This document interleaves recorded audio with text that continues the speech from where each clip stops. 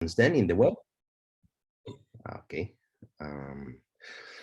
So as I was saying, the official data from already 7 years ago, we are 18 schools and faculties and 17 research and development centers.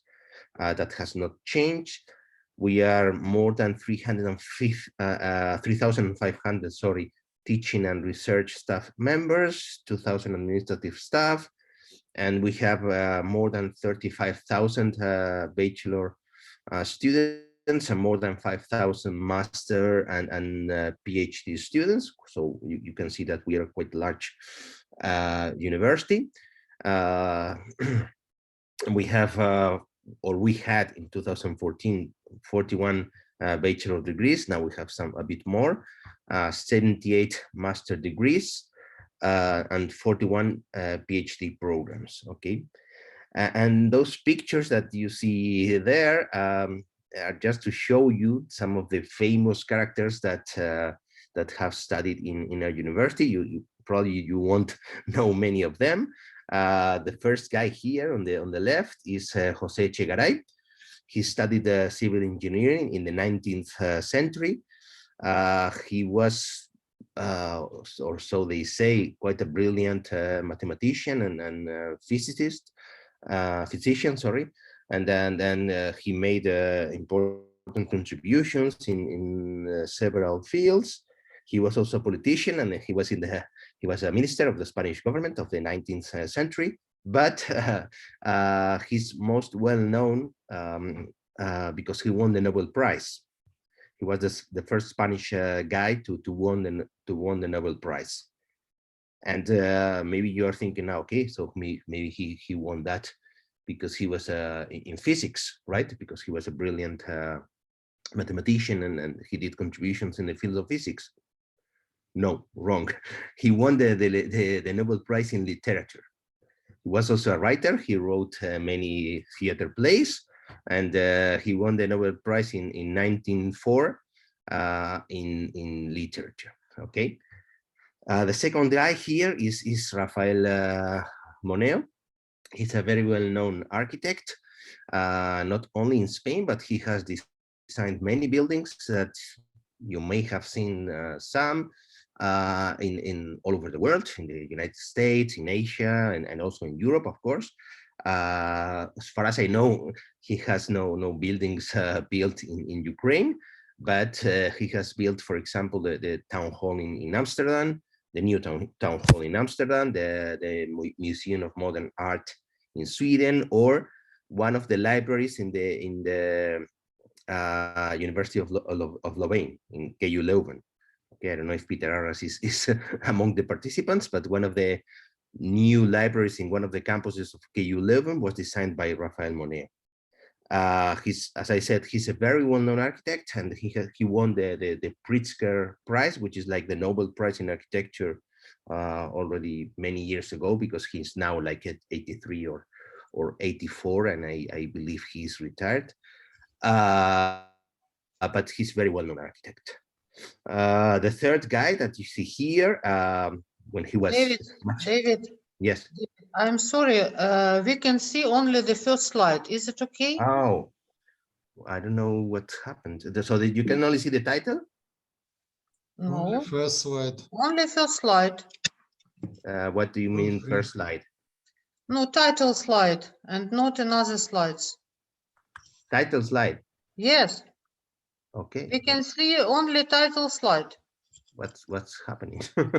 Okay, I'll stop sharing and I will share again. Okay. Let me. I will share the desktop. That should. So now you should see a boat. Yes. Yes. Okay, that's my hometown in the north of Spain. Let's see now. Yes. Now you see the slides? Yes, on title slide. Okay, next slide. Or now we can see the next slide, table of contents. And now, or all these guys. Yes, all these guys we can see now them. Okay. Thank you. Okay, sorry. And thank you for telling me. Well, as I was saying, this guy is Jose Echegaray, who won the Nobel Prize in 1904. This is Rafael Moneo, the architect, the famous architect. This guy is as an astronaut. He's not this guy's for carnival. He was a real astronaut some years ago. Now he's not so young. His name is Pedro Duque. He was the first Spanish astronaut, and he went to space with the European Space Agency. And he's now our science minister. And the last guy here, maybe he may be the most well-known one for some of you. He's Rafael Benitez. He's a football coach. You can see here a picture of him in a match in Champions League. So he won the Champions League with Liverpool some years ago, before Jurgen Klopp, okay, much before Jurgen Klopp, and then he was coach of Real Madrid, and now he's back in the UK. I don't remember which team he's training now, but well, just to show you some people who studied in our universities, okay. So So now let me talk briefly about the BIOART project. The BIOART project brought you these lectures, and here I show a picture of the BIOART of the project's website, so that you can have it available. Essentially, the BIOART project is a project that is a consortium formed by 13 institutions. So we have 4 European partners, UPM in Spain, we are the coordinators, but also the UK in Austria, Krakow University of Technology in Poland, and KU Leuven in Belgium. And then 5 Ukrainian institutions, Zaporizhia National Technical University, Vinnytsia National Technical University, Donbass State Engineering Academy, and Piasovsky and Sitenko Institute. Okay, so those are the 5 Ukrainian institutions, and we also have 4 Israeli institutions: Ramon College of Engineering, Holon Institute of Technology, and Bar-Ilan University, plus the Inter-University Computation Center, who has taken care of the technical part of implementing the website and the collaborative environment. Okay, the goal of this consortium and the goal of this BIOART project essentially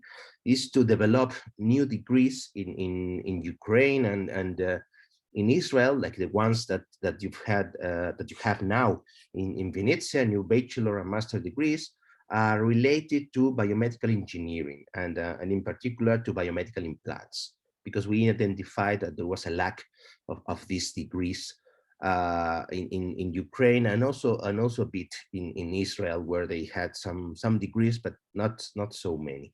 Okay, and that was the main goal, and that's what we have been doing for the last 3 years and a half.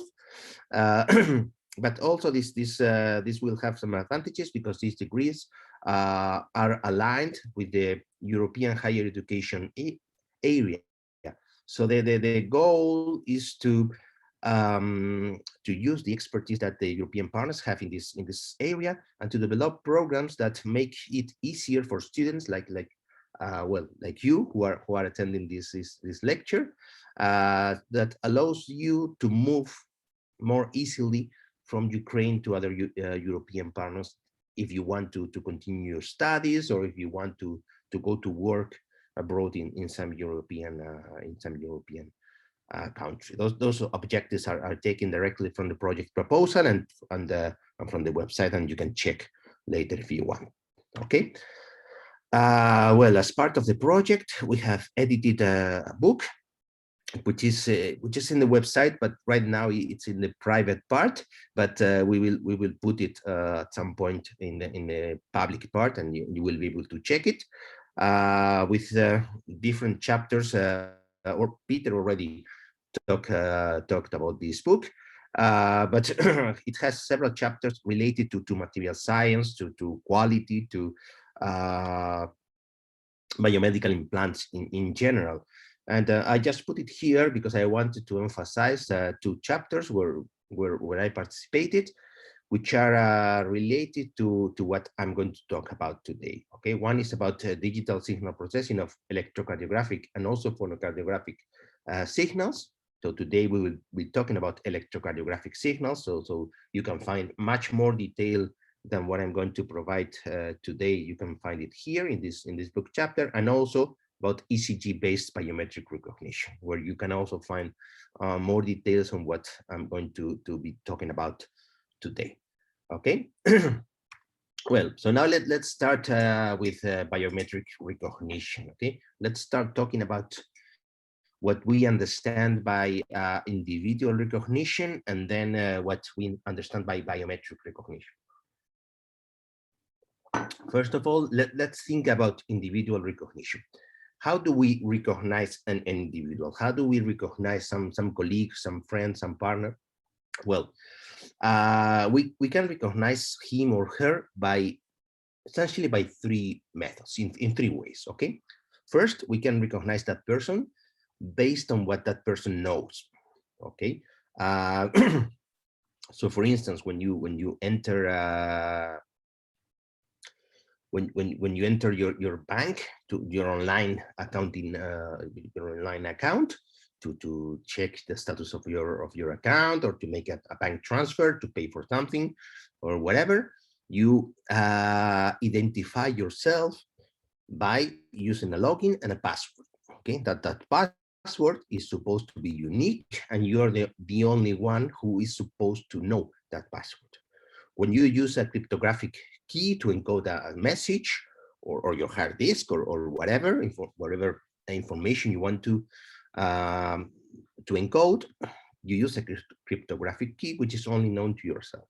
Okay, or whenever you enter another system where you have a personal ID number, when you register in a website, okay, that personal ID number is some secret information that is only known to you. So you can identify yourself by using that secret information. Okay, another way of identifying some person is by something that the person has, like a personal ID card.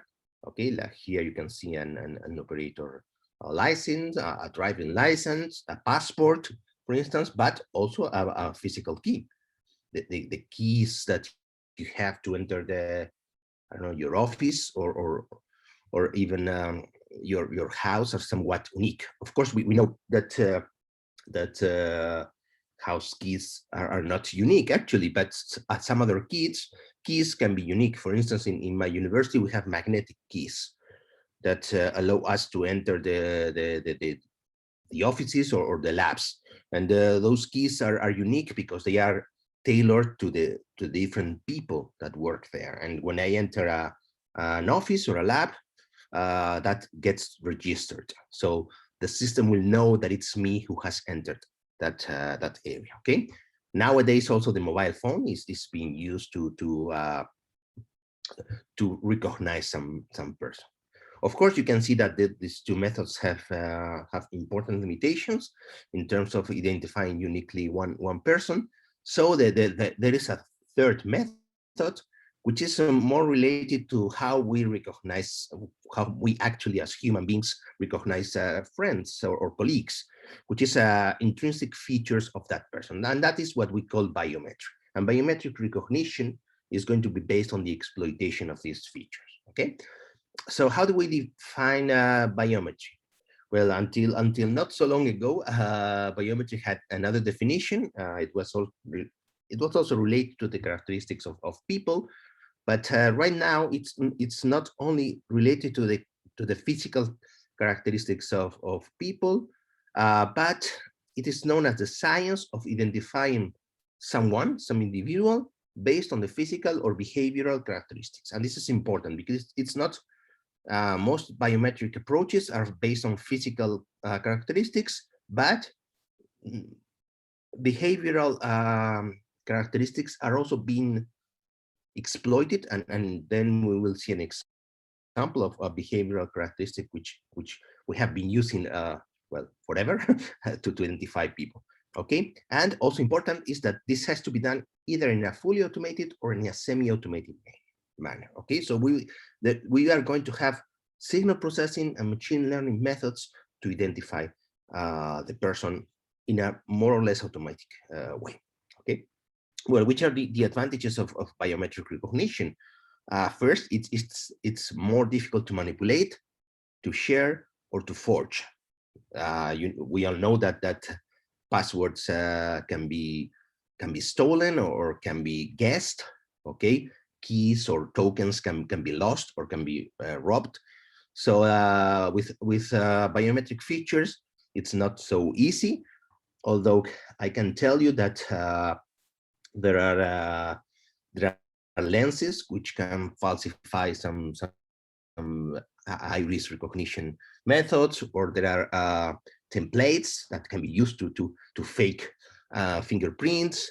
Also, a very funny story happened with facial recognition, which is one form of biometric recognition, when people with masks were able to I don't know, imagine I take a mask of Donald Trump, okay, well, then I can fake, I can pretend to be Donald Trump in the face of a very sophisticated machine learning method for facial recognition. Okay, that was in the news some years ago, and it was quite funny, because any person could actually see that that guy was not Donald Trump, but the system, the machine learning system, could not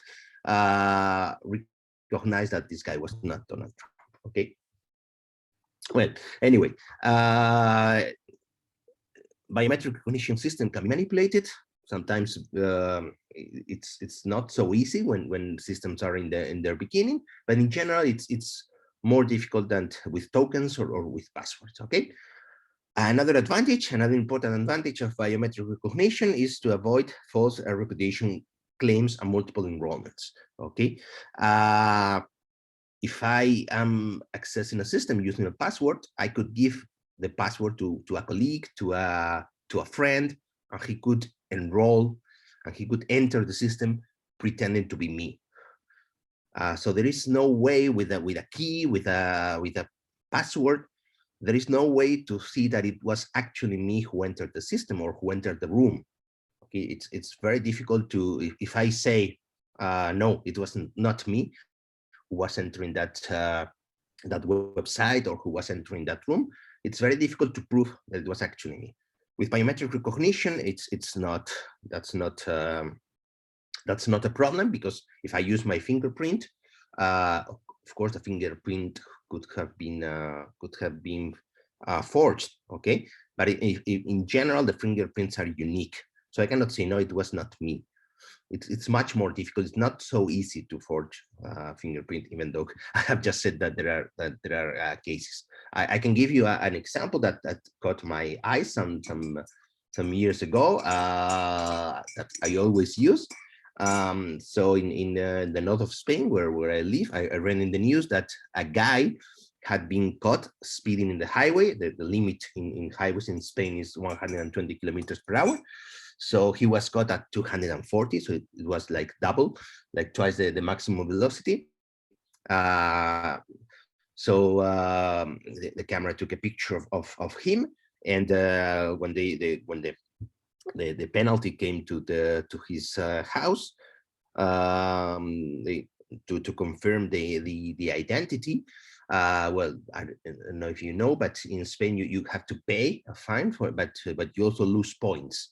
Okay, we have a point system. When you lose the points, you lose the driving license. Okay, so when they came to his house to say who was driving the motorbike, he said no, there was a young guy who probably had done that, and he said no, it wasn't me, it was my grandfather. So the grandfather was 95 or something like that, and apparently the grandfather was driving at 240 kilometers per hour at night. Of course, he had to pay the fine, but the one who lost the motorbike driving license was the grandfather, not the young guy. And they could not prove that it was actually not the grandfather, because theoretically it could be him. Okay, so if we use like a biometric recognition system, that will be much more difficult to say. Okay. Another important thing is that some biometric traits can be used as a proof of life. Okay, passwords cannot be used as a proof of life because anyone could use a password, but if you're using some biometric traits, you need to be alive to be able to use it. And finally, another advantage is that these traits can be combined to increase reliability. Okay, we will see now different types of traits, but you could combine face recognition with iris recognition and with fingerprint recognition to be completely sure of the identification of an individual. Disadvantages, well, some biometric systems are well known and are well developed and well used, like fingerprints or face or iris recognition, but some others are just in their beginning. The one I'm going to be talking about, ECG-based recognition, has been going on for 20 years. You may think that 20 years is reasonable amount of time, but there are still many pending issues. And also we have issues, we may have problems with individual variability, which is the variability of a single biometric trait on a single individual along time, for instance, okay, or the variability between different individuals. We have always heard that fingerprints are unique. Face is a unique trait also, but in the end, these systems extract some features from the fingerprints or from the face to recognize people. And once we get those features, there may be two people who have similar traits, okay? And the system may be confused among those two people, especially if we have a large system. If we are trying to identify someone in a population of 100 people, that may not be so difficult. But if we are trying to identify someone in a population of 1 million people, there may be more coincidences between people. Okay. Another problem is trait quality. We will talk about that a bit later. Here you have a reference, a book. It's already 10 years old, but this is a very good book for an introduction to biometric recognition. Okay. Well, I have to say that that I will be talking all the time, but you may interrupt me at any point. Okay. If there is time, we will have some questions at the end, but if you want to interrupt me while I'm talking, that's perfectly fine. Okay. Well, here you have some examples of problems with biometric traits. So here you have a fingerprint, which is properly taken. It's straight, and you can see the whole fingerprint. Here you can see a fingerprint which is rotated. It's slightly cropped here in the borders, but that's probably not a big issue. But the only thing is that we need to take this into account. Okay, our system cannot assume that the fingerprint is going to be like this. It needs to if we want to design a robust biometric system, we need to take into account that the fingerprint could be rotated. So we need to detect the axis, this axis, and rotate back or extract features which are invariant to this rotation. And this is an example of a fingerprint which is poorly acquired. So here there is a significant crop in the upper part. You can see that this upper part is not seen. So probably the individual will not be able to be recognized from this fingerprint. Okay. What we will do in practice is the system would check this fingerprint. It would detect or it should detect this problem, and it would ask the individual to acquire again the fingerprint. Here you have an example of facial recognition. If we have this guy standing here and looking straight to the camera, probably we will be able to identify him. If his face is rotated like this, maybe the system is still able to identify this guy, but if he rotates 90 degrees, the system will probably fail to identify him. Okay, so this is another, here you have an example of incomplete or noisy trait. Here you have examples of trait orientation. Okay, and here you have a problem of lighting conditions. So this is an iris recognition system. Here you can see that the light is uniform throughout the eye. So this is perfect situation. Here you can see that there are some shadows. If these shadows are in a corner, maybe the system is able to work. If these shadows are in the middle of the iris, then the system is going to have much more difficulty in recognizing the person. Okay. Well, here you have an example of several biometric traits. As I said, these traits can be both physical or behavioral. So physical ones are the traits that you're probably more used to. So fingerprint is probably the most common biometric trait still nowadays. You know what that is, okay? Related to fingerprint is the palm prints. Okay, so it looks like the lines of the hands cannot only be used to predict the future, but also to identify people. Okay. Also the hand geometry. Our hands are unique, so we could use hand geometry to identify someone. Of course, as I said before, some of these traits, fingerprints, can be used as a standalone trait. Okay. These others may not be used as standalone traits, but they could be used combined. Okay, maybe only the hand geometry or only the palm print are not enough to identify one individual, but by combining them, maybe we have a very good recognition rate. However, these are not so well known or so widely used nowadays. Face recognition, you know that.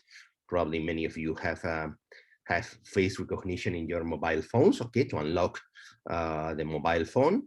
Iris recognition, altogether, iris recognition and face recognition are now being used in some border control systems in airports, okay? And the last, well, there are many more, of course, but the last one that I want to show you here is the electrocardiogram, which is based on a biomedical signal that we can record from the body. Recently, some people have also started working on electroencephalographic signals to recognize individual or the signals that we can record from our brains. But this is more problematic. Okay, electrocardiographic based recognition has been used or was proposed actually like 20 years ago, and it gives very good results, as I will show you now. But apart from these physical traits, there are also behavioral traits. Some of these traits actually you may know or you actually use them, right? Because for instance, gait recognition. Okay, recognizing someone by the pattern or by the way of that person walks. That's some experience that you've probably had when you see some friend or some colleague 40 meters away or 30 meters away, and even before you can see his or her face, which is probably the trait that we use more often or more naturally to recognize other human beings. Okay, but before seeing his face, just by the way he or she walks, we can recognize that person. Okay, that's gait recognition. I know there are some approaches here. We all together with a colleague in my university, we supervised a project on gait recognition with one of our students, and using the accelerometers in the mobile phones. Okay, that can be done. Our results were not so great, I have to say, but there are some approaches there which work quite well. Okay, signature. That's as I was saying before. That's one behavioral trait that has been used to recognize people for a long time. Okay, and signature is not a physical characteristic. It's something which is related to our personality, to our behavior. But it's been used to sign important documents since I don't know, the last 2,000 years maybe. Okay, keystroke pattern, the way we press the keys in our keyboards or even in our mobile phone. Very recently, like 1 month ago, I read a paper about identifying people by the pattern in which they press the screen of the mobile phone. And it was not only just by seeing this pattern, this pressure pattern on the mobile phone, which was actually recorded using the accelerometers in the mobile phone. Okay, they were able to identify men from women, to distinguish men from women. with quite large accuracy. So it looks like men and women press the mobile phone in a different way. Okay. Okay. In any case, regardless of the trait that we are using, how does a typical biometric system work? Well, so essentially a biometric system has two stages. The first stage is enrollment. Enrollment is the stage where representative traits from the individuals that we want to identify are acquired, so that then we can check new traits with these stored traits, and we can decide whether that person is who he or she claims to be. Okay, so essentially we have a user, we have an individual who is registering, who is enrolling a biometric recognition system. We have a sensor. Imagine a fingerprint recognition. Okay, so we have a sensor who is going to record the fingerprint. After we record, the system is going to make a quality estimation. So if we are recording fingerprints, if we have something like this, the system is going to say, okay, perfect. If we have something like this and the system is prepared to take into account the recordation, it will say, okay, enough quality. If we have something like this, the system will say, no, this is unacceptable. I do not have enough information from this fingerprint, so the quality check will not be passed, and then the user will be asked to acquire again the fingerprints. Probably you've had some experience in border control systems where you have been asked your fingerprints, and then you have been asked to repeat the accusation. Okay, so that's because you have not passed the quality estimation check. Then once the quality estimation is passed, we have an acquired sample, which probably has some noise, may have some problems like rotation, as I showed before. So we will go through a stage of enhancement. Okay, enhancement means we will apply some pre-processing, some signal processing methods to remove noise and to enhance the features that we are interested in. Okay, then after this, we will have a feature extractor that will take the features that we're going to store to identify the person. And here we have two possibilities. We have fiducial methods. In fiducial methods, we detect key points in the signal, and we base our features on those key points. We will see it later. In ECG, it's very easy, because in ECG, we have heartbeats, and these heartbeats are related to some signals, to some peaks in the signal. So in ECG, for instance, we detect those peaks, and then based on those peaks, we extract characteristics like the duration of the peaks, like the amplitude of the peaks. Okay, those are fiducial methods. Non-fiducial methods, on the other hand, are methods which are based on features which work with features obtained directly from raw data.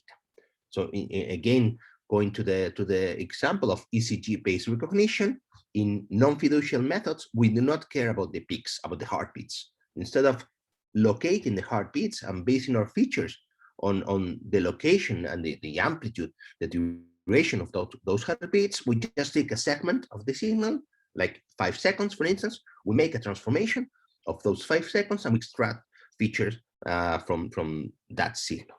Okay. So once, in any case, regardless of whether we use fiducial and non-fiducial methods, once we extract the features, we are going to store those features in a database, in a template database. Okay. And now the second stage comes. Now we have another user, an unknown user, who is going to enter the system. Okay.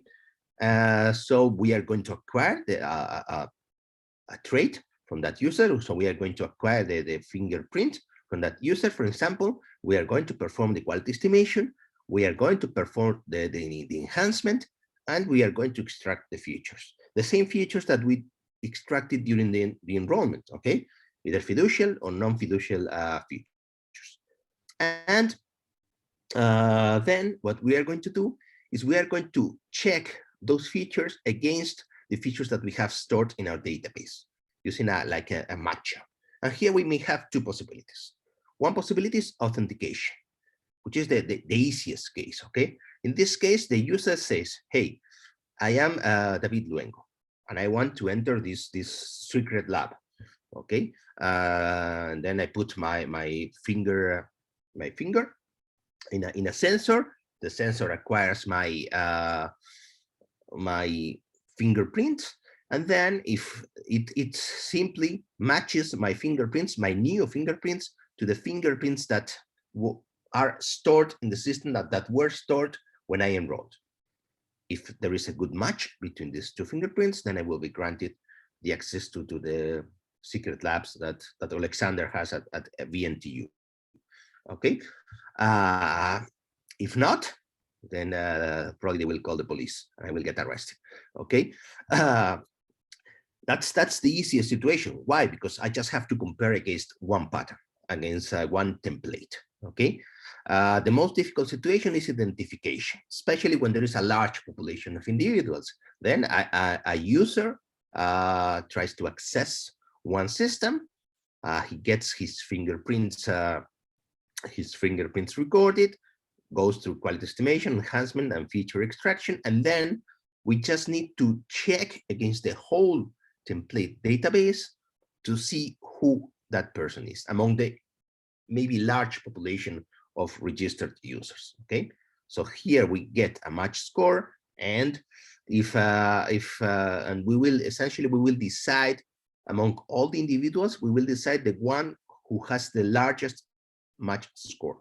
Okay, and here we always need to give an opportunity to say that this person is no one from the population that I have, because imagine that I have 100 people registered here. A new user who has not registered before comes here, goes through all the process, and then when I match with all the people in the template, okay, maybe it does not match anyone, but there will be a small match with some of the 100 users. Maybe this match is in a score from 0 to 100. Maybe this match, the highest match, is 2.5, which is nothing. Okay, but maybe this is the largest one. So am I going to decide that this user is user 83 just because he has scored 2.5 out of 100? No, clearly not. Okay, there needs to be a threshold, a minimum match, so that I decide that this user is user 83. Otherwise, I will say no. This is an unknown user. This is no one from the registered users. Okay, well. Here you can see these stages. Another representation. Enrollment. User puts his finger in the sensor. Fingerprint is acquired.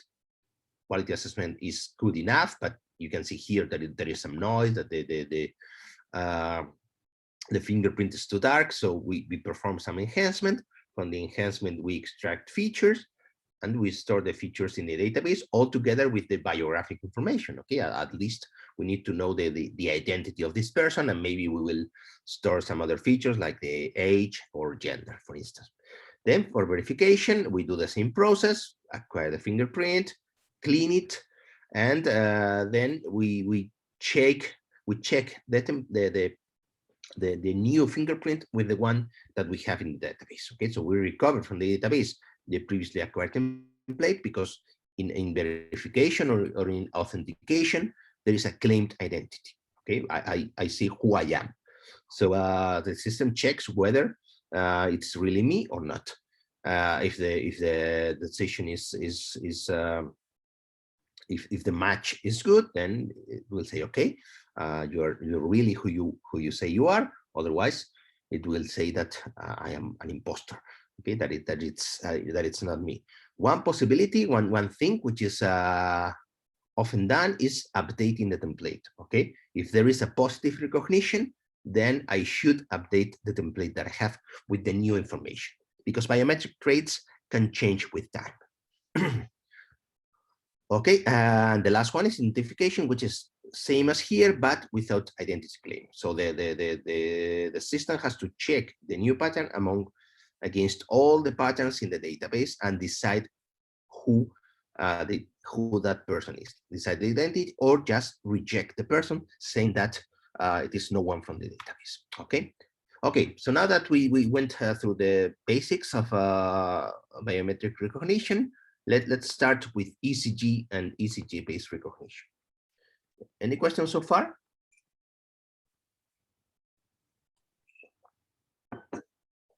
No, okay. Okay, well, what is the ECG, the electrocardiogram? Well, the electrocardiogram is probably the most widely used and the most well-known biomedical signal.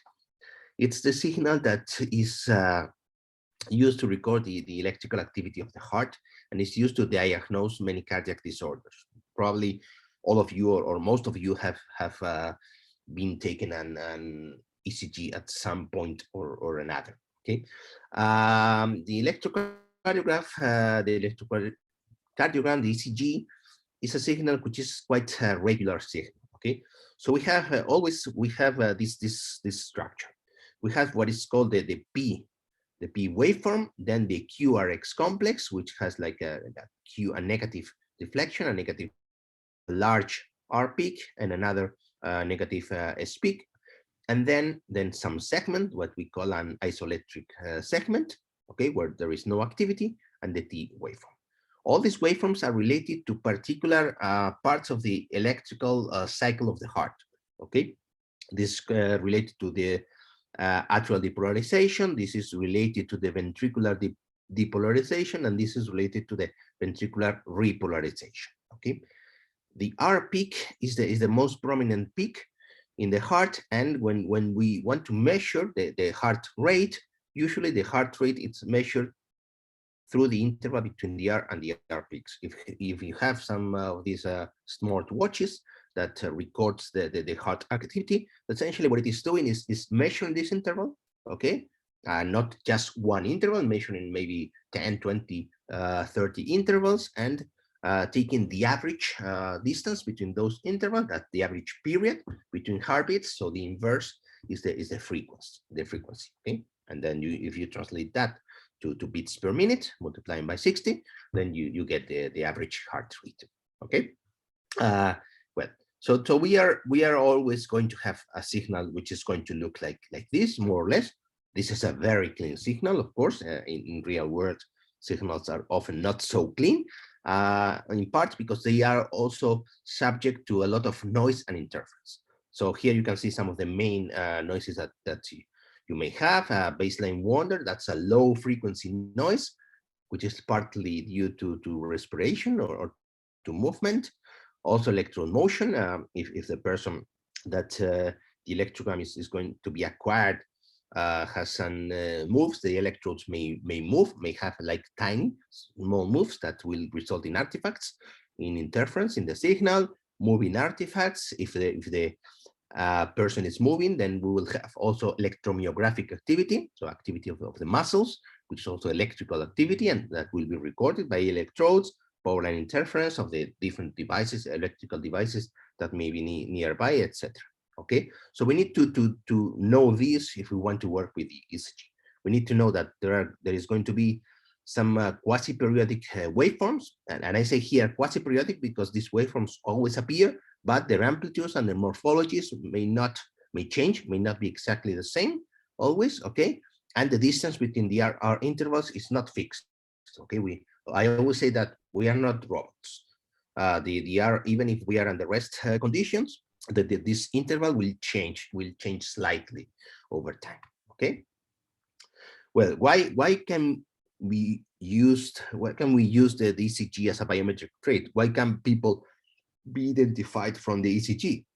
Well, because although the ECG in general has this structure, the shape, the amplitude, and the duration of these waveforms change from one individual to another, okay? And this is going to depend on many physiological factors. So for instance, the heart size. Each person has a different heart size. Some people have hearts which are larger, some people have hearts which are smaller. The morphology of the heart also is also slightly different, or the orientation, the heart is slightly rotated inside the body. Some people may have it a bit more rotated or a bit less, and this will influence, it will have an influence on the signal that we acquire on the surface of the body. Also the conduction velocity, okay? The electrical signal inside the heart does not propagate at the same velocity in different parts of the heart, but also this conduction velocity is going to be different for different people. Okay. Uh, Also heart pathologies. This is something which can be good or can be bad. Okay. I mean, if someone has a pathology, that's going to be reflected, or that can be reflected in the ECG. Okay. So all this is unique of the person, and then I hope I have convinced you that the ECG signal is going to be unique of each individual, so it can be used as a biometric trait. Which are the advantages of using the ECG as a biometric trait? As I said, some biometric traits can be used as a proof of life. That's the case with the ECG. Not the case with the fingerprints, for example. Okay, fingerprints, you could cut the finger of someone, and you could use that finger to enter a system, and the system will not realize that that the person is not alive, or that this is a cut finger. With the heart, it's a bit more difficult to do that right now. Okay, it's difficult to counterfeit. I have told you examples of how fingerprints, iris, or facial recognition systems can be faked. Okay, can be how those biometric traits can be forged. As far as I know, right now it's not possible to forge, to create a fake ECG signal which follows faithfully enough the characteristics of a person, of a specific individual, such as to full recognition system. Although I have to say also that, as far as I know, there has not been much investigation in this area. Okay, and then it's unique for each subject, as I said before. Which are the disadvantages? Well, first of all, that standard ECG acquisition is cumbersome because we need 2 or 3 electrodes. Okay, and ideally the signal should be acquired in the chest, which is where the signal is going to have the highest quality. Right now, there are systems which are acquiring the ECG in the wrist, or in the finger pin, or in the finger tips, and the quality has improved of those systems.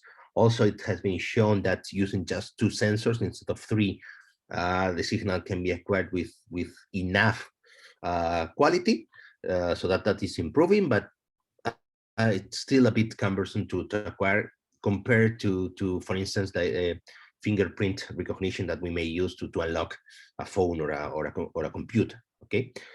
And this is one of the main problems, that the ECG can change with age, clearly can change with age or with physical condition. So the issue here is how much does the ECG change? Can this be tracked? As I said here before, for instance, when we get a positive identification, we can update the template. So if someone is entering the system regularly over an extended period of time, okay, can we update the signal, the ECG signal, in this case, the features that we extract from the ECG signal, to be able to recognize that person 20, 30, 40 years later? That's still, as far as I know, there are no studies about this issue. Okay. Also, it can change with the physical condition of the subject, because we are acquiring the ECG on the surface of the skin. Okay. If for instance, if the person gains or loses weight, the amount of fat that will be between the heart and the sensor and the electrode will change, and that may change the characteristics of the person. Again, there are no studies regarding this issue as far as I know. Okay, and maybe the last one is one of the main challenges that people in ECG recognition need to face, because of course ECG based recognition may expose pathologies. If I ask someone to provide his fingerprint to access a system, imagine a large company, okay, that decides to use biometric recognition to give access to their employees to their working place. Okay, if they decide to use fingerprints, probably there will be no complaints, because from fingerprints, you cannot extract information about the pathologies, about the uh, condition, about the physical condition of the person, as far as I know. Okay, but if we use ECG, then that may be a problem, because then we might detect that one employee has some cardiac illness that we are not aware of, and the employee, of course, would be concerned that maybe he's going to get fired because the company detects that pathology. Okay, so that can be an important issue for the widespread use of ECG-based recognition. Okay. By the way, with facial or with iris recognition, some illnesses, some pathologies can be detected using facial recognition or iris recognition systems also. Okay, that are more widespread use. Okay, so anyway, as I said, ECG-based recognition started like 20 years ago in Germany with with one researcher, Lena Biel, proposed using ECG for recognition. They used a fiducial approach where they extracted 30 features. They used principal component analysis to select the features, and um, one classification method. Okay, results were quite good, 90 to 100%, but as you can see here, only 29 subjects, which is not a large population. And unfortunately, the database they use is private data set, so we cannot check what they did. Okay, then in 2005, Steven Israel in the US proposed a method that has become like a de facto standard for fiducial recognition since then, when they use single electrode. That's important, because in ECG acquisition for to detect pathologies, usually we use several electrodes. Actually, we can have up to 12 or even 15 leads, and that would really be a lot to detect individuals. So using a single electrode and 15 features, which are essentially normalized times, using an approach that we will see a bit later, and with 29 subjects across 41 sessions, they were able to obtain up to 100% accuracy. Those were the first fiducial-based methods, and the project from my student, the fiducial recognition method that I'm going to show you now briefly was based on this, on Israel's method, actually. So shortly afterwards, they Plataniotis and Anagrafiotti from Greece, they proposed non-fiducial methods. Okay, and in 2008, Wong extended Israel's method by using also amplitudes, and then they showed that this improved the recognition accuracy. Since I will give this presentation to Alexander, and then you will have it if you want to, I also put here some more recent approaches where many advances have occurred, of course, since 2008, but I didn't want to list all of them here. So I just put 3 more or less recent approaches where they compare, where they perform literature surveys and compare different methods, so that you can have them here if you are interested in this topic. Okay, and now let me show you. I have already taken a lot of time in this first part, but let me show you, as I said, the results of 2 projects that from two bachelor theses that I supervised a couple of years ago, just to show you what can be done with the knowledge that you may have at the end of your bachelor degree. Okay, so as I said, these are the projects of 2 students of mine.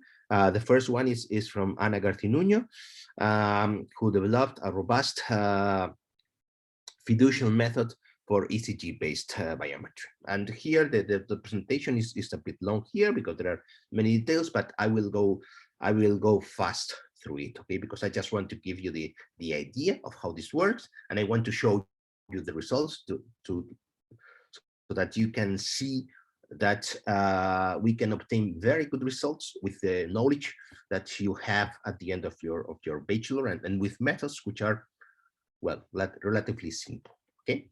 Well, so as I said, we based this approach in Israel's 2005 work and also in Wong's, because we used not only temporal but also amplitude characteristics. Okay, so essentially what we do, we have a signals database. We use this PTB database that I will show you now in the next slide.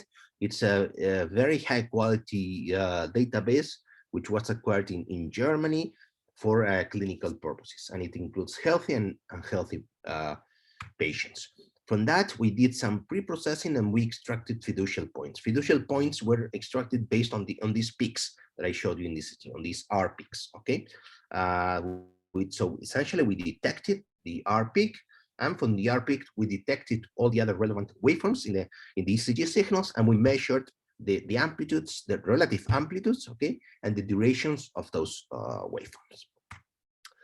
Then we ended up with a large collection of features for each individual. So we performed some dimensionality reduction to reduce the number of features, and we used a very simple, the simplest possible classifier. So k-nearest neighbors. Okay, I will give you a brief introduction just in case you don't know. So here you have an overview of the database.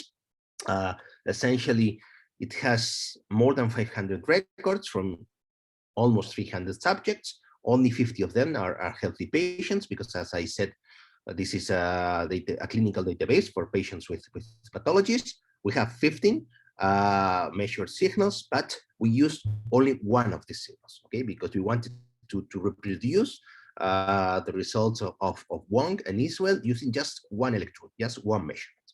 The sampling frequency is quite large. It's about 100 hertz, which is large for ECG. And the duration of each register is around 2 minutes. Good resolution, 16 bits, and high quality signals, because they have little noise and interferences. Okay, and as I said, we used just one channel. Actually, Anna tested all the channels to see which one worked better, but this is one of the best ones. Okay, we started with this, and then we tested all channels to see the results of using just one channel, but we wanted to know which channel was the best one. Okay, and so she started doing only the healthy patients. After Anna's project, we have also tested with the whole database, and the results are still good. Okay, so the approach is well, essentially we take the ECG. We are going to perform 3 filters. Okay, one is a bandpass filter, one is a derivative filter, and one is a low pass filter.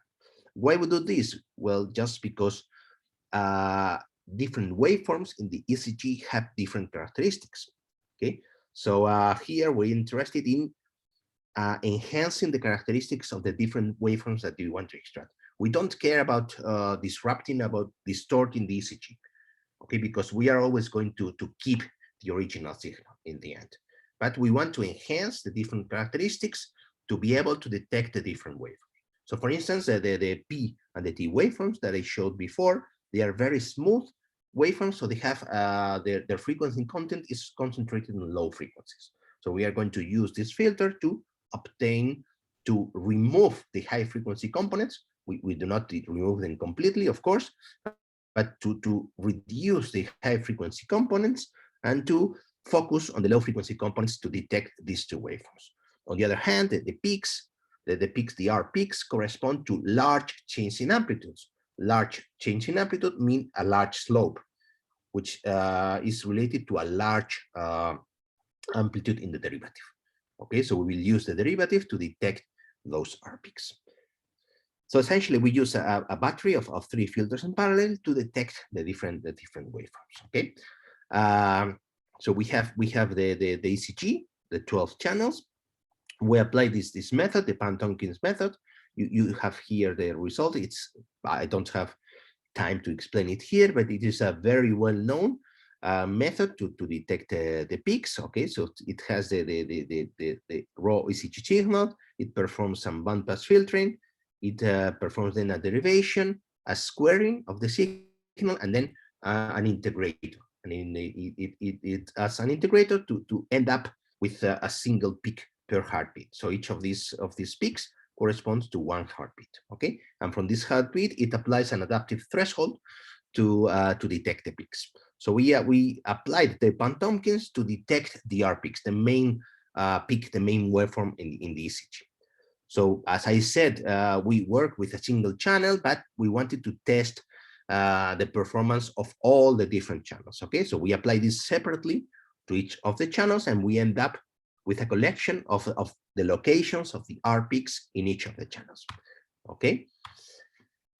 So from those locations, we use a waveform segmentation approach, which means once we have this R peak, we are trying to detect the location of the Q and S. Actually, these two are interchanged. Okay, this is Q and this is S. Like here, we detect the location of the Q and S peaks. We locate the P waveform, the T waveform, and the beginning and the end of the P and the T waveforms. And here you have two examples of two subjects. Okay, this is subject 24 and this is subject 112. The R peak has been located, and on all the waveforms in those 2 minutes. So 2 minutes, that's 120 seconds. This means that with an average of 60 to 80 beats per minute, we will have between 120, 160 waveforms here. Okay, so we have aligned all of them according to the R peak. You can see that the amplitude of the R peaks is different because that changed over time. Okay, but the location is exactly the same because they are aligned. You can also see that for the same person, the location of the Q and the S peaks is quite similar. With the P and the T waveform, there is a bit more of variation because the signal, the waveforms can change a bit. Okay, the duration of different heartbeats change a bit, and this causes some variability here. And you can also see that there is more variability in the detection of the middle of these waveforms and the beginning and the end of these waveforms, because these waveforms are very smooth and it's difficult to decide when they start or when they end.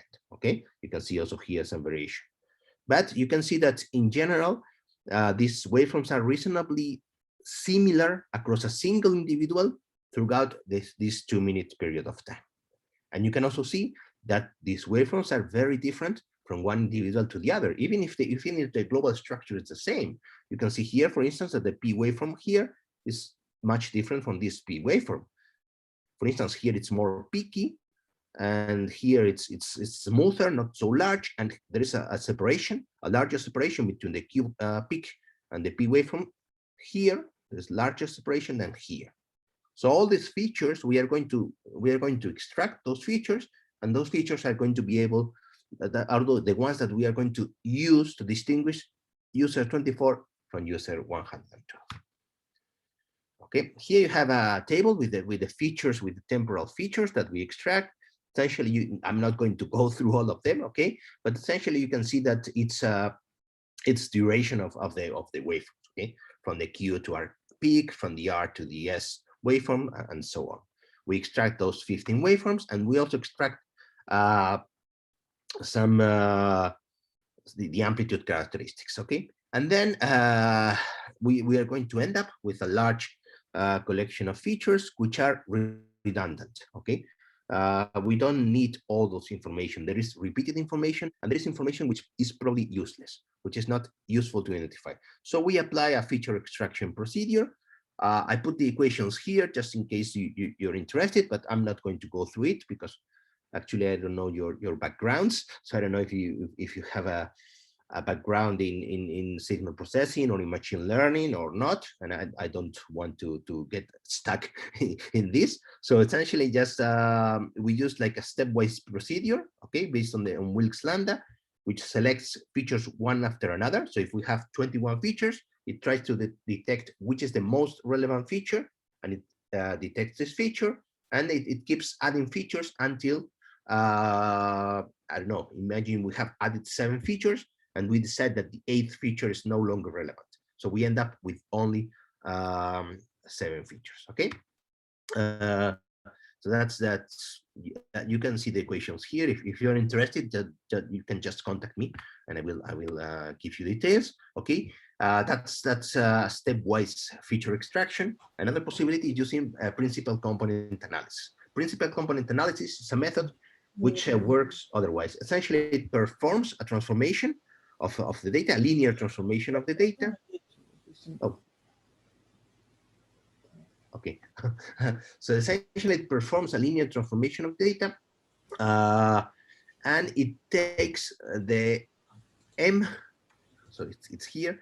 It takes the M eigenvectors related to the M largest eigenvalues. So instead of selecting single features, instead of selecting the 7, 8 most relevant features, it creates a collection of 7, 8 features, which are a combination of the original features. Okay. In some cases, the first one works better. In some cases, the PCA works better. So we tested both of them. And then we have tested different machine learning approaches, but the results that I'm going to show you here are with KNN. Okay, so I'm just going to focus on KNN. If you know, this is a very, very simple, very basic classification approach, but in many problems it works quite well. Okay. Very briefly, imagine that that we want to distinguish koalas from dogs. Okay, we want to distinguish images from koalas from images of dogs. It looks easy, right? So, and imagine that instead of comparing the images by themselves, okay, we are going to extract two features from the images. Okay, so we represent the samples of the koalas and the samples of the dogs in feature space. Feature space means we have one feature here and we have another feature here. Okay. So in k-nearest neighbors, when we have a new sample, the triangle is a new sample that we do not know whether it is a koala or it is or it is a dog. We have this new sample and we represent it in feature space, which means we extract the two features for this sample. Okay, the same two features that we extracted before. And then we look for the nearest neighbors. So in this case, for instance, imagine we are looking for the three nearest neighbors. So the three nearest neighbors are these two samples and this koala. And then we decide, okay, if there are more, if among those three nearest neighbors, there are more koalas than dogs, we decide that the new sample is a koala. If there are more dogs than koalas, we decide that the new sample is a. So in this case, we have two dogs and one koala. So we would decide that this is a dog. But here you can see also the danger of this approach. It's very simple. It's very easy to compute, and it does not require many parameters, but it has one parameter, which is the number of neighbors. If we use 3 here, we would decide that it is dog. But if we use 5, we would decide that it is a koala because we have 3 koalas and 2 dogs. Okay. Well, in any case, we used this method, and here you can see the results that we got. First, using only time attributes, and then using amplitude and time attributes. Okay, so this is sorry, I took this from my students' project, so this is in Spanish. So this is the training percentage, and this is the number of neighbors. Okay, so first you can see that the best results occur when we have just one neighbor. That's typical situation when we do not have so many samples. And you can see that using just the time attributes, depending on the training percentage, we get 84 to 85% accuracy. But when we use both time and amplitude attributes, we may end up with 95%, around 95%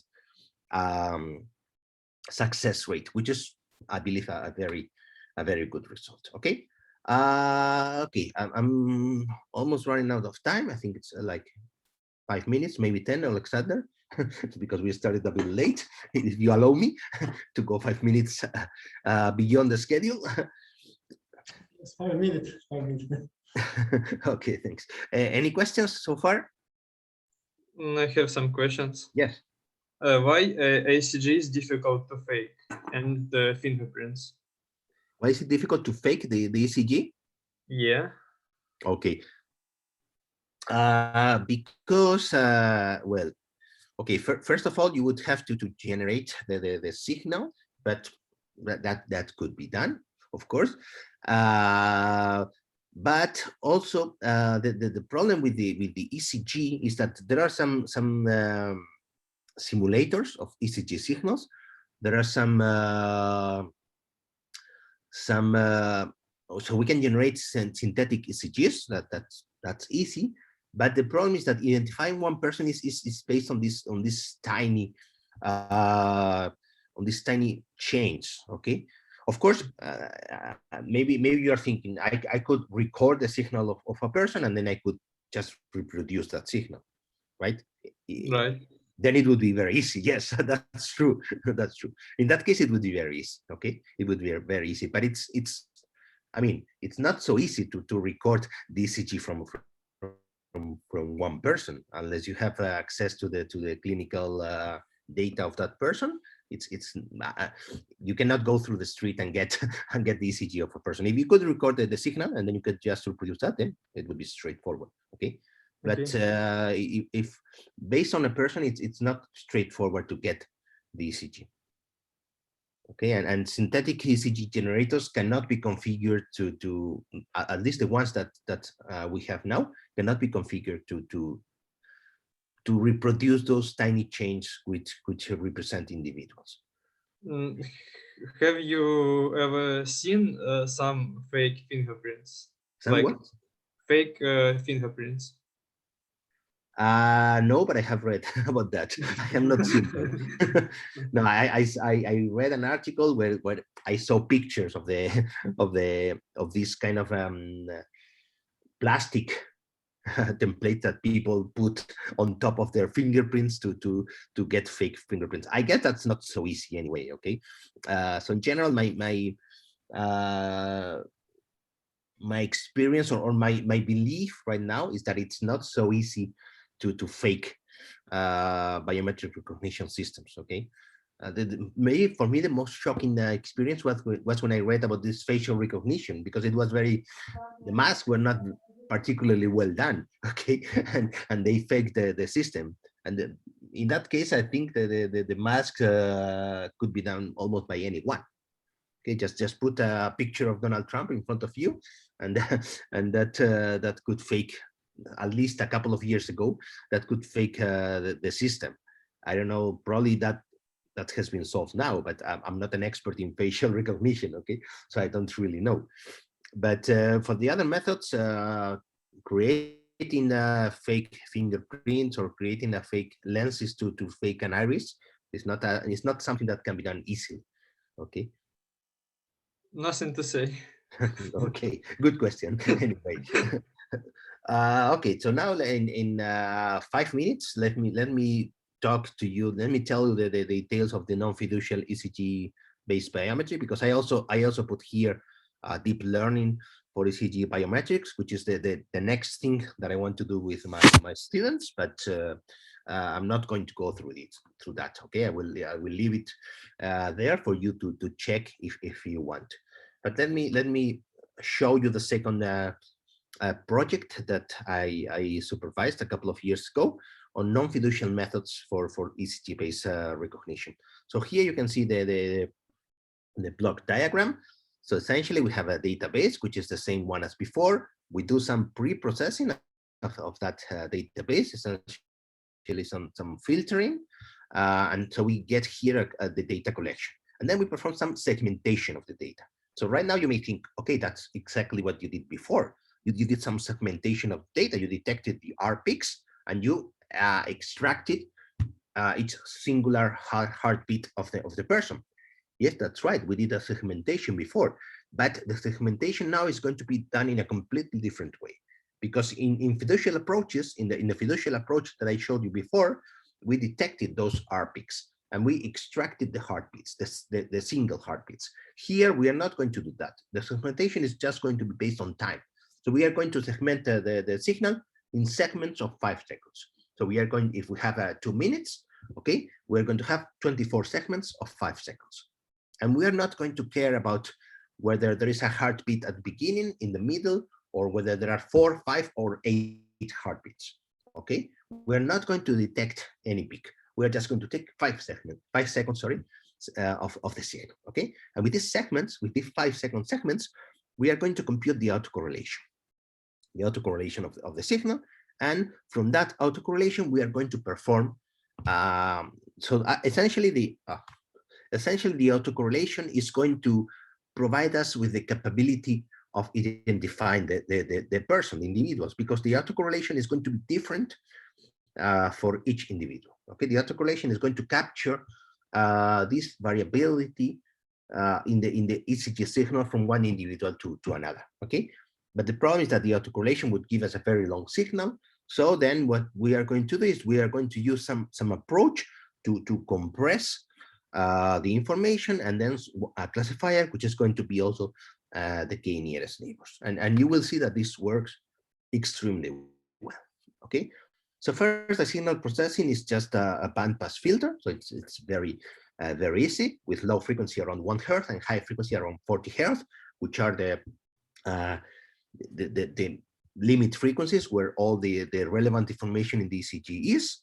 As I said, the signal is going to be segmented in blocks of 5 seconds, and then we are going to compute the autocorrelation. So the autocorrelation is just, maybe I should have put the mathematical formula here. So it's just the average of the product of the signal at one point and with a certain time lag. Okay, so here you have the value, the amplitude of the autocorrelation. It is normalized. Okay, so it is between -1 and +1, and here is the distance between the samples. So if just in case you're not very familiar with autocorrelation, okay, the autocorrelation has a peak at 0 lag. Okay, at 0 lag, I'm just computing the energy of the signal. Okay, so it has a peak at 0 lag, which is, since it is normalized, this peak is always 1. Okay, and then as I move, as I introduce a lag in the sample, so I'm going to multiply xn by xn plus 1, and then I'm going to add over all the samples that I have in these 5 seconds, xn times xn plus 2, xn times xn plus 3, and so on. So here, for instance, you have xn times xn plus 100, and this is average over all the samples that I have in these 5 seconds. Okay, and in 5 seconds I have 5,000 samples, because the sampling rate frequency, remember, it was 1,000 samples per second. Okay, so I take this average, and then this is the autocorrelation for subject 1, and this is the autocorrelation for subject 2. Okay, and here we can see two things very clearly. First, the autocorrelation of this subject is very different from the autocorrelation of this other subject. So there is a large intersubject variability, and this is good. This is what we want, because then this means that using the autocorrelation, I can distinguish this individual from this other individual. Okay, and then second, there is a large intrasubject variabilities for large lags, let's say above 400, 500 milliseconds. So this, I don't know if you can see this very well, but this is these samples, and each sample corresponds to 1 millisecond. So this is 400 milliseconds, this is 800 milliseconds. Okay, so you can see that here there is a large variability in this area. Here there is even more variability. Okay, so this shows us two things. First, we can distinguish individuals based on the autocorrelation. Second, we need to focus on the first 400 milliseconds, 400, 500 milliseconds, because after that, there is going to be a large variability even within a single individual. Okay, and that's what we did. We took this autocorrelation, and we used the lower part of the autocorrelation to distinguish between individuals.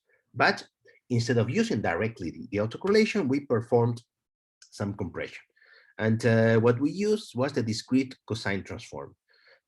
If you're not familiar with the discrete cosine transform, the discrete cosine transform is very similar to the Fourier transform that I'm sure you know. It's used to convert from the time domain to the frequency domain. But instead of using complex exponentials to perform the transformation, it just uses cosines, which means that we don't have complex signals. We just have real signals, which is nicer, I guess, for students and for everyone, because computation is simpler. Okay, the discrete cosine transform is used because it has a very nice property, which is called energy compaction property.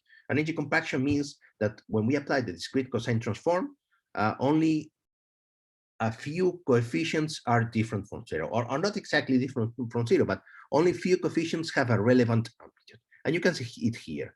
You can see here an example of the discrete cosine transform.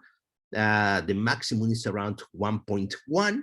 And you can see here, well, if you don't see it, I tell you that component 40 out of 800, okay, has already an amplitude of minus 0.001.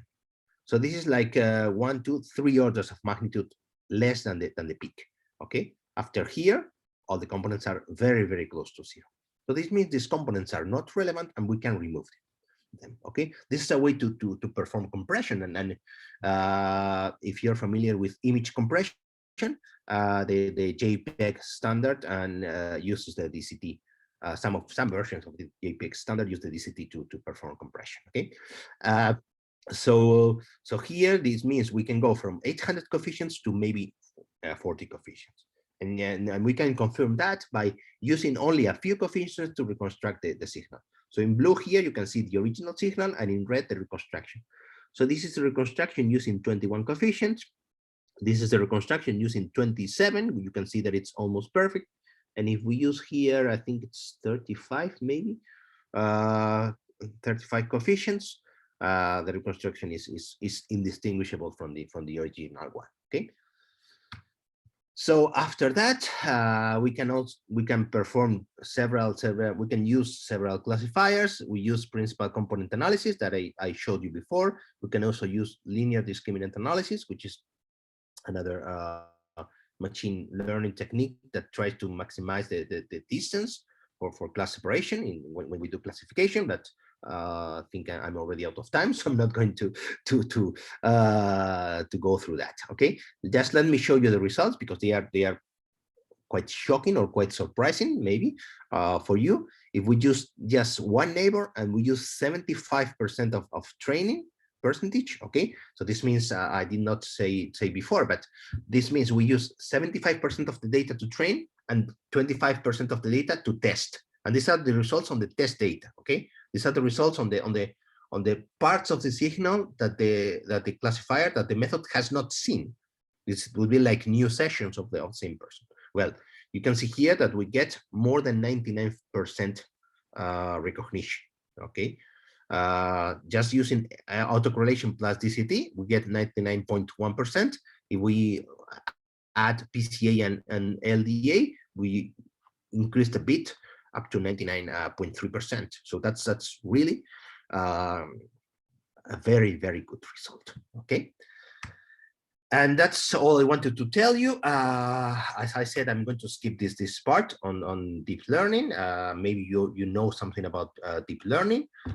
Deep learning methods are very popular nowadays. They are being used everywhere. So there are ways from the ECGs to construct images and to use some of the convolutional neural networks that are being used in image detection nowadays with very good results. Okay. Just I will go fast through this. These are several examples. You can see that the results, okay, some cases are 98%, 99%. So I just wanted to show you that okay, deep learning works quite well, and in some cases it attained 99.77% accuracy, which is a bit more than what my students got. But this is a paper, a research paper published very, very recently. With much simpler methods, we got 99.28. So it's just a loss of 0.5% with what is supposed to be the state of the art nowadays. Okay, and that's just with tools that bachelor students could use. Okay, well. So as a conclusion, biometric recognition and ECG-based biometric recognition can be used to identify individuals with very good accuracy, both using fiducial and non-fiducial methods, although non-fiducial methods seem to work better in my experience. Okay, and you're just using very simple classifiers. Okay. future line spending issues, there are many. Actually, I just put here 3, like what happens when we use different sessions separated by long periods of time with different users. What happens when we use signals with lower quality? Actually, this I have done with a colleague, and we obtain worse results, but we are still able to get good results. And that's something that I plan to start after the summer, using deep learning to perform recognition, especially on these databases of lower quality, where the recognition goes down a bit.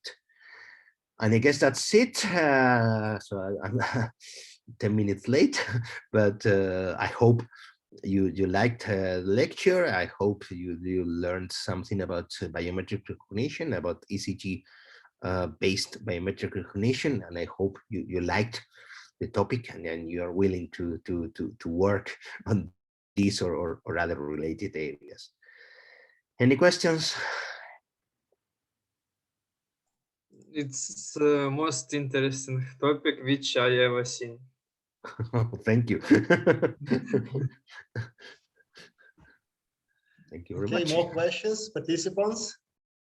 Maybe have a question? No? No questions. Okay. Thanks to David for interesting and informative lecture. Then we finish the lecture and the pilot teaching meeting in Ukraine in this lecture. Once again, I thank all the speakers of our event. There are Kenan New, Albert Reitel, Peter Aras, Shimon Gondek, Galina Tabunchik, and David Luengo. I also express my gratitude to the Department of Biomedical Engineering for direct participation and assistance in organizing the meeting. There are Leonid Koval, he is head of Department of BME, Sergei Temchik, the Dean of Faculty of Radiotechnics, Dmitro Stofel, Sergei Pavlov, and others. I also thank all the participants for taking the time to participate in the pilot training. Special thanks to Dmitry Bura for active participation in the discussion of each lecture. And if you have any questions, please contact me. You can find my phones and emails address on the WNTU website. In the near future, we will issue certificates of attendance in the conference and send to you by email to the curators of BIOART project of your organizations. And all, thank you for your participation. Goodbye and good luck. Thank you, Alexander, for organizing everything. Thank you, Alexander, and the rest of the people in Vinnytsia for organizing everything. Again, it's a pity that we could not go there. Okay. See you later. Okay, later in half year we meet in the project meeting. Yes. Bye.